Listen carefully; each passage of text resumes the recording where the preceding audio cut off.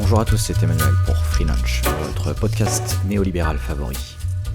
L'attentat de Manchester qui s'est déroulé lundi dernier m'a beaucoup inspiré. Non pas parce qu'il était particulièrement spectaculaire, entre guillemets, mais précisément parce que la suite des événements aura été d'une prévisibilité morbide. Lire les détails crus des secours qui ont dû retirer des ongles projetés dans les bras et visages d'adolescentes n'aura suscité aucune réaction de dégoût de ma part. Ce n'est ni la première fois et probablement pas la dernière que j'ai à lire ce genre de détails. Le nombre relativement faible de décès, 22 à l'heure où j'écris ces lignes, résonne plutôt comme un essai nucléaire nord-coréen raté que comme une attaque terroriste. Il est vrai que je peux me vanter de savoir prendre du recul sur ces situations et de pratiquement avoir un guide sur quoi dire et comment réagir en cas d'attaque terroriste. C'est un signe de ma capacité à analyser ces situations de la façon la plus froide et rationnelle possible. Mais un tel manque d'empathie signifie aussi que je suis incapable de comprendre comment est-ce que ces événements sont perçus par le reste de la population, qui ne lit pas la progression des combats dans la cité de Mossoul de façon régulière. Cette question du terrorisme est d'une complexité abyssale, et tenter d'y comprendre quoi que ce soit signifie accepter de regarder le diable dans les yeux. Je ne suis pas le seul dans cette situation, et j'ai peur que ce soit un biais qui joue en défaveur de ceux qui suivent ces sujets d'aussi près. La désensibilisation nécessaire pour prendre du recul rend notre discours difficilement audible auprès d'une population qui est en quête de réponse et en proie à des émotions très fortes. Je n'ai certainement pas la prétention de comprendre un centième de ce qui se passe autour de l'État islamique. Mais il y a des répétitions qui commencent à émerger dans les événements récents et ont aidé à forger mon approche sur ce sujet. Plus que d'habitude, le podcast d'aujourd'hui sera une accumulation de questions ouvertes, plutôt que des réponses définitives. Je m'excuse par avance du ton cynique et froid que j'adopte sur son sujet. Mais comme je l'ai déjà dit, ces questions ne laissent que trop peu de place à l'émotion, avant de sombrer dans des réactions regrettables. Je m'excuse aussi de ne pas avoir plus de mots rassurants ou définitifs, entre guillemets. Si cela est d'une quelconque consolation, j'ai personnellement la conviction que la plus grande des barrières qui nous empêche de mieux comprendre le monde est que nous ne posons pas forcément les bonnes questions. Débattre de la vérité consiste en premier lieu à savoir poser les bonnes questions. Et j'espère, sur ce plan, vous apporter quelque chose. Je tiens aussi à apporter mes condoléances les plus sincères aux victimes et à leurs familles, même si je me rends bien compte que ce n'est qu'une bien maigre consolation. J'aimerais vous partager ma routine établie en cas d'attentat, notamment pour ceux qui, comme moi, sont présents sur la scène publique. On pourra m'accuser de paternalisme, et c'est probablement vrai en un sens. Mais mon but est avant tout de vous partager une hygiène que je m'impose personnellement en cas d'attentat, et qui, je crois, m'a été bénéfique. La première des choses à faire est de tout simplement ne pas réagir durant 24 heures. Le public ne sera absolument pas réceptif à toute tentative de réflexion approfondie sur le sujet.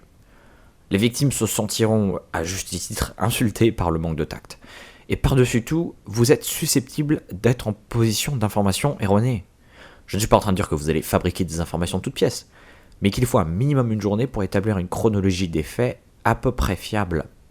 Prenez l'attentat de Londres, en mai dernier, à titre d'exemple, où Channel 4, une chaîne d'information pourtant tout à fait sérieuse, a annoncé que Abu Izzadine était l'auteur de l'attentat, alors qu'il était en prison à ce moment-là.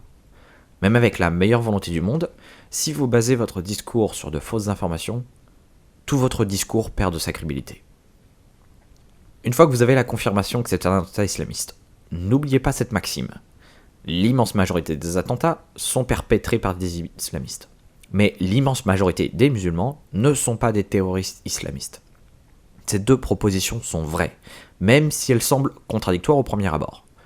La gauche comme la droite essaient de dissoudre cette nuance cruciale dans une dichotomie ultra simplifiée de guerre sainte, entre ceux qui sont pour ou contre l'islam, ce qui, ironiquement, valide la thèse djihadiste. Je me dois de préciser que je vais avant tout parler des réactions dans les pays anglo-saxons, qui sont au beau milieu d'un schisme politique d'une magnitude 10 fois plus grande que le nôtre. Vous avez d'un côté la droite populiste de Trump, qui veut interdire l'immigration musulmane dans son ensemble, afin de préserver, entre guillemets, une nation chrétienne.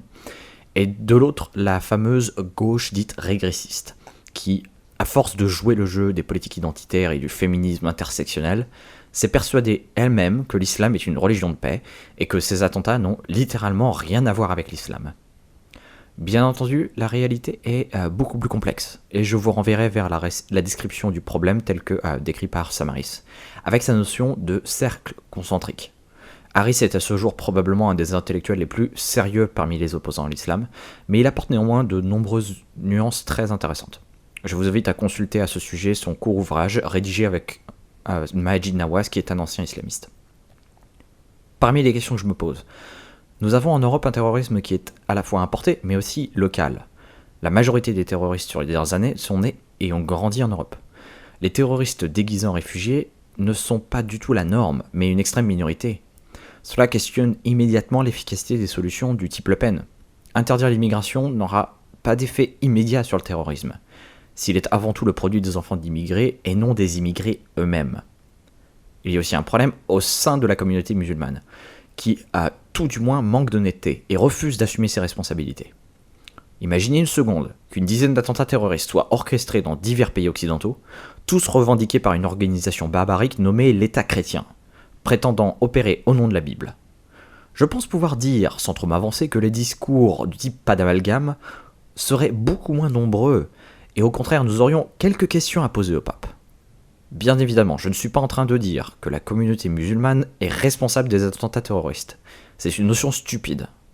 Mais il y a un lien très fort entre doctrine religieuse et les actes commis par l'État islamique. Et la réponse des communautés musulmanes ne peut pas être de simplement jouer la carte du sophisme, du « ce n'est pas le vrai islam ».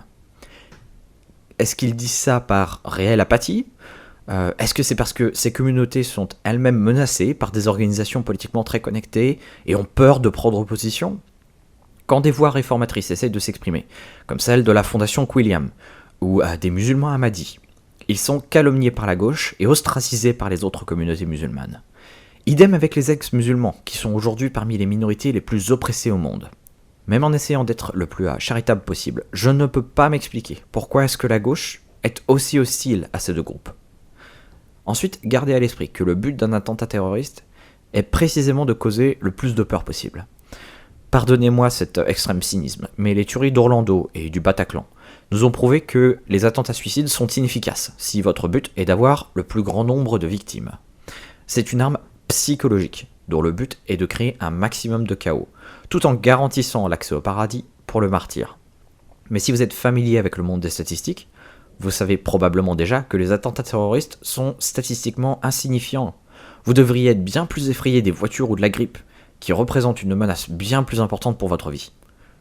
Je n'essaye pas du tout de minimiser la menace terroriste, mais d'insister sur l'idée que le terrorisme n'est pas vraiment à propos de tuer des gens, ce qu'il fait relativement mal. Nous sommes tous aujourd'hui à cran à cause d'une menace qui n'a qu'une chance infime de nous infecter personnellement.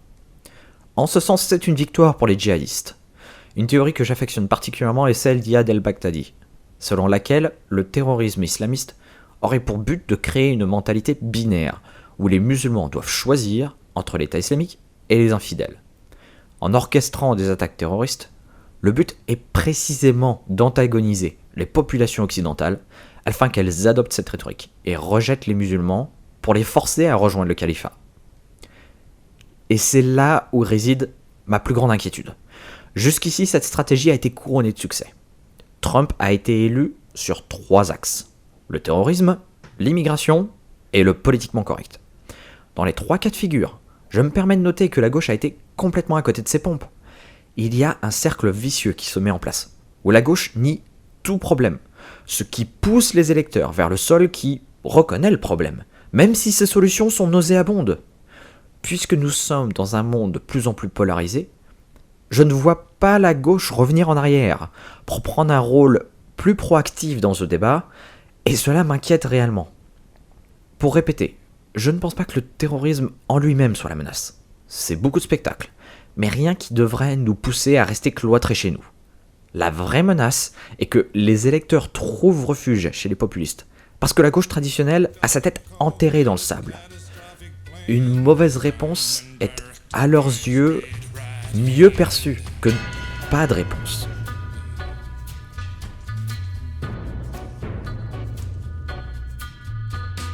J'espère que vous avez aimé ce podcast et comme d'habitude je vous invite, si ce n'est pas déjà fait, à vous abonner et à le partager.